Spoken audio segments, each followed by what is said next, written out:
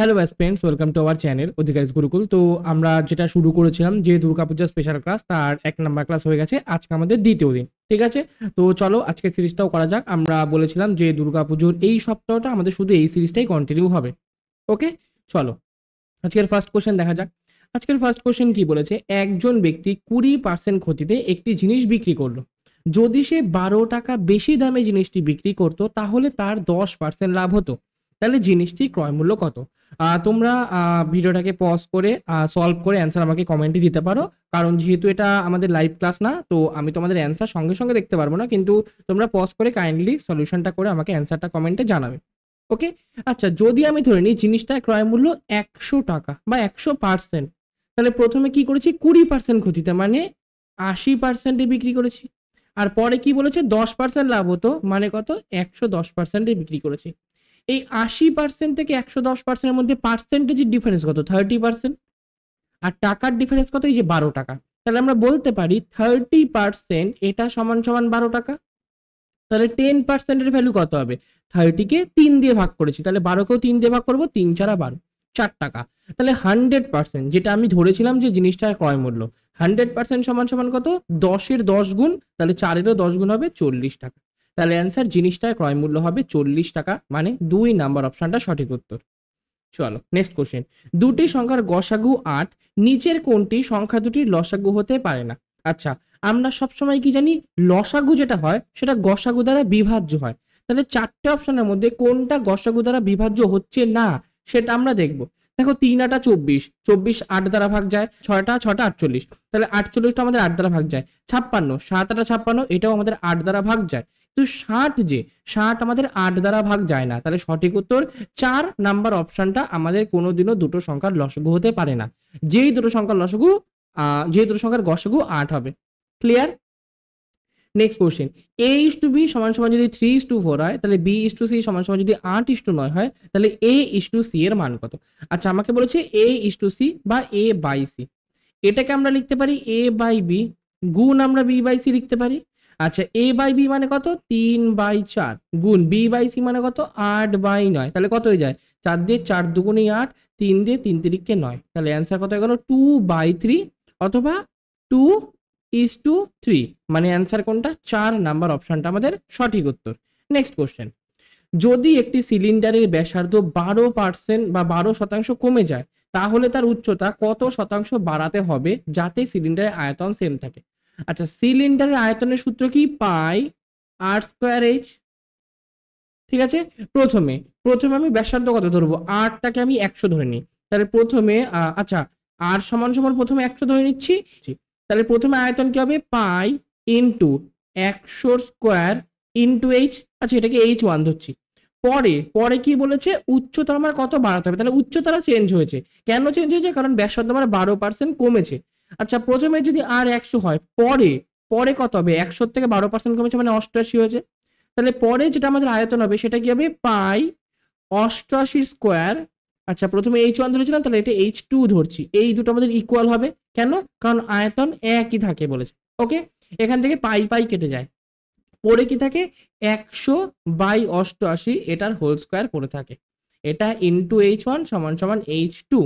আচ্ছা, কাটাকাটি করলে এটা হয়ে যায় 25, আর এটা হয়ে যায় আমাদের কত? 22। তাহলে উপরে কত? 625, বাই নিতে কত? 484। h1 সমান সমান h2, অথবা আমরা h2টাকে যদি ওদিকে নিয়ে যাই তাহলে এটা ডিভাইডেড h1। ঠিক আছে, আমাকে বলেছে কি বলেছে?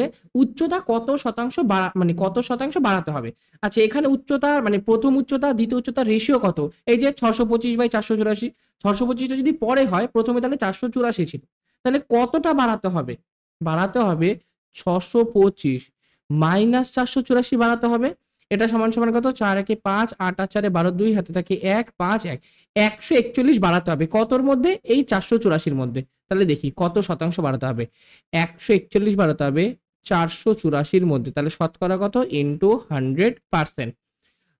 কাটাকাটি কাটাকাটি 4 দিয়ে করলে 4 121, 4 দিয়ে করলে 4 25 100 সমান সমান 25 একে 25, হাতে থাকে 2, 4 25 100, 102 হাতে থাকে 10, 25 একে 25, 35। এটাকে 121 দিয়ে আমরা ভাগ করব।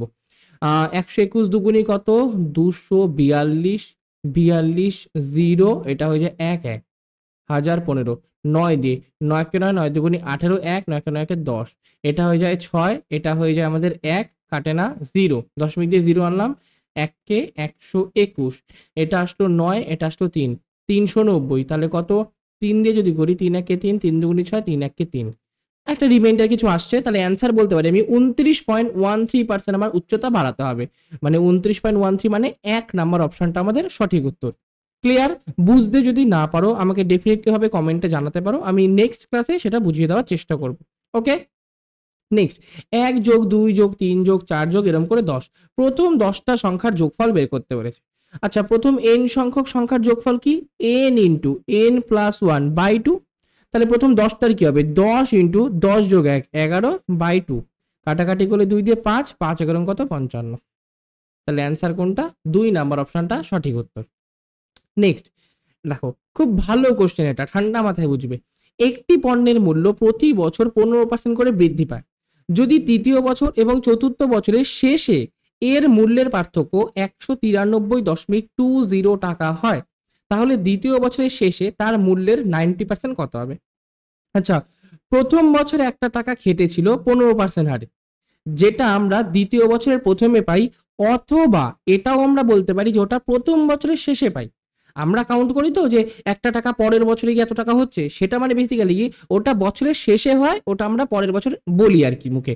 ঠিক আছে, তাহলে প্রথম বছর যে টাকাটা খেটেছে, যার ওপর 15% খাটার পর যেটা আমি মোট পাচ্ছি, সেটা এটাও বলতে পারি যে 15 বছরের শেষে হয়েছে, আবার এটাও বলতে পারি দ্বিতীয় বছরের প্রথম হয়েছে।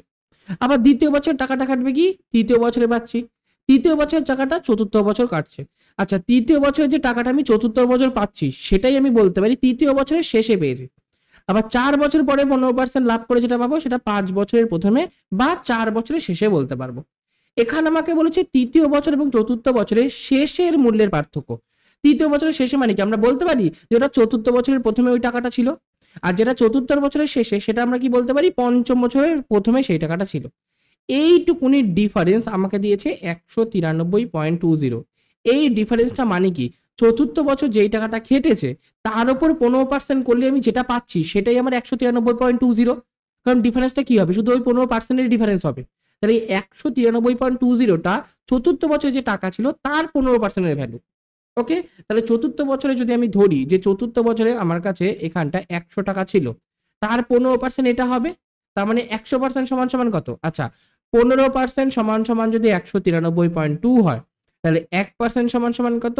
193.2 বাই 15, তাহলে 100 সমান সমান কত? 193.2 বাই আমাদের 15 ইন্টু 100, দশমিক উঠিয়ে দিলে নিচে আমাদের কত চলে আসে? নিচে আমাদের 10 চলে আসে, 0 0 ক্যান্সেল হয়ে গেল। আচ্ছা, এবার কি পড়ে থাকে? 5 দিয়ে যদি করি 3, 5 দিয়ে যদি করি 2, আর 3 দিয়ে যদি এটা কাটি, 3 6 18 12, 12 12 12 3 4 12, 12 3 4 12, তাহলে কত? 4 দুগুনি 8, 4 দুগুনি 8, 6 দুগুনি 12, 1288 টাকা। এটা আমার কি? এটা চতুর্থ বছরের প্রথমে ছিল, আমি এখানে 100 টাকায় মুছে দিচ্ছি, পুরোটাকেই মুছে দিচ্ছি। এটা 1288 টাকা আমার চতুর্থ বছরের ফার্স্টে ছিল, অথবা তৃতীয় বছরের শেষে ছিল। আমাকে বলেছে দ্বিতীয় বছরের শেষে, দ্বিতীয় বছরের শেষ মানে কি? ওটা আমরা বলতে পারি তৃতীয় বছরের প্রথমে ওই টাকাটা, মানে এর ভ্যালু বের করতে হবে তৃতীয় বছরের প্রথমে ক টাকা ছিল। আচ্ছা, তৃতীয় বছরে আমার যত টাকা ছিল, তৃতীয় বছরে আমি ধরে নিচ্ছি 100 টাকা ছিল, তাহলে ওই টাকার উপর 15% অ্যাপ্লাই হয়েছে, মানে 115 টাকা আমি কবে পাবো? দ্বিতীয় বছরের প্রথমে, এই চতুর্থ বছরের প্রথমে, সেটাই আমাদের 1288 টাকা। তাহলে আমি বলতে পারি 115 সমান সমান 1288 টাকা, তাহলে 1 সমান সমান 1288 বাই 115 টাকা, তাহলে 100 সমান সমান কত? 1288 বাই 115 ইন্টু 100 টাকা। ওকে, এটা আমার কি হয়ে গেল? এটা আমাদের তৃতীয় বছরের মূলধন হয়ে গেল। আমাকে এটা চাইনি, আমাকে বলেছে তার 90% এর ভ্যালু কত। তার মানে বেসিক্যালি এই যে 1288 বাই 115 ইন্টু 100, এর আবার 90% বের করতে হবে, মানে ইন্টু 90 বাই 100, 0 0 0 0 কেটে গেল। 5 দিয়ে করলে 5 23 হচ্ছে গিয়ে 115, 5 দিয়ে করলে 5 দুগুণে 10। ওকে, 23 দিয়ে কাটি, 23 দিয়ে যদি করি কত দিয়ে যায়? 23 একে 23, 23 দুগুণে 46, 3 23 69, 4 23 92, 5 23 115, 6 23 138, 5 23 115, 16 17 18, 18 28 মানে 138, 6 30 138। তাহলে এবার করি 56 দুগুণি, 6 দুগুণে 12, 2 হাতে থাকে 1, 5 দুগুণে 10 11, এটার সাথে 9 গুণ, 9 দুগুণে 18, 8 হাতে থাকে 1, 9 1 9 10 0 হাতে থাকে 1, 9 9 10, মানে 1008 টাকা, মানে কোনটা 1 নাম্বার অপশনটা আমাদের সঠিক উত্তর। ক্লিয়ার? চলো নেক্সট কোশ্চেন।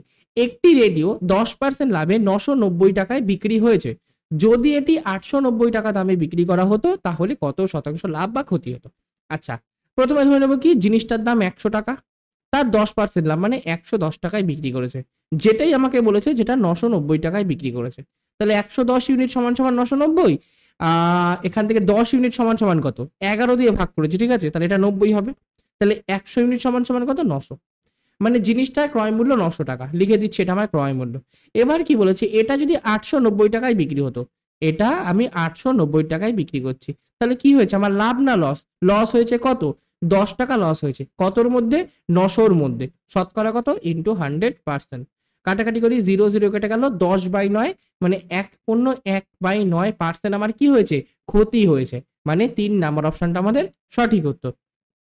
Next question. একটি নির্দিষ্ট বিলে 35% ছাড় এবং দুটি ক্রমিক 20% ছাড়ের মধ্যে পার্থক্য এটা 3 টাকা হলে বিলের মোট পরিমাণ কত? আচ্ছা, দুটি ক্রমিক ছাড় 20%, দুটো সেম ছাড় আছে, তাহলে দুটো ক্রমিক ছাড়কে আমরা যদি একক ছাড়ে কনভার্ট করি, বা দুটি পরপর ছাড়কে আমরা একক ছাড়ে কনভার্ট করি, তাহলে কি করব, এটা আছে 20, তাহলে 20 প্লাস 20 মাইনাস 20 ইন্টু 20 বাই 100, তাই তো formula, a plus B minus ab by 100, তাহলে এটা 20 20 40, আর এটা 0 0 0 0 2 দুগুণে 4, তার মানে কত 36%। ঠিক আছে, এবার দেখো দুটো একক ছাড় হয়ে গেল, একটাই দিয়েছে 35% ছাড়, একটাই দিয়েছে 36% ছাড়।